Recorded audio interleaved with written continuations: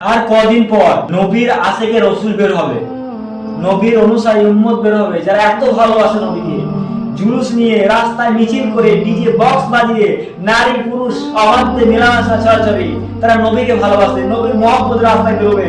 অথচ তারা জোহরের আসরের সলাতের পরোয়া নেই, তাদের পর্দার পরোয়া নেই, তাদের হারাম হালালের পরোয়া নেই, সুদ ঘুষের পরোয়া নেই। তারা আশেকে রসুল, নবীর তারা মানে আনুগত্য অনুসারী নয়, তারা নবীকে তাও তার নবীকে ভালোবাসে।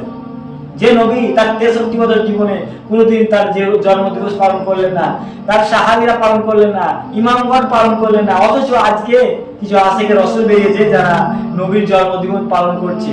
তাই আফসোস। আয়েশা রাদিয়াল্লাহু তাআলা আনহা বলেন, রাসূলুল্লাহ সাল্লাল্লাহু আলাইহি সাল্লাম বলেছেন, মান আমিলা আমালান লাইসা আলাইহি আমরুনা ফাহরাতুন। কোন ব্যক্তি এমন কোন আমল করলো যেটা তার বিশ্বনবী বলেননি, করেননি, কোনো অনুমোদন দেয়নি, ফাহরাত সেটা বাতিল, সেটা প্রত্যাখ্যাত। জন্ম দিবস পালন করা এটা জঘন্য একটি বিদআত। যেরকম যিশু খ্রিস্টের অনুসারীরা, এই খ্রিস্টানরা ঈসা আলাইহিস সালামের জন্ম দিবস পালন করে, সেইভাবে কিছু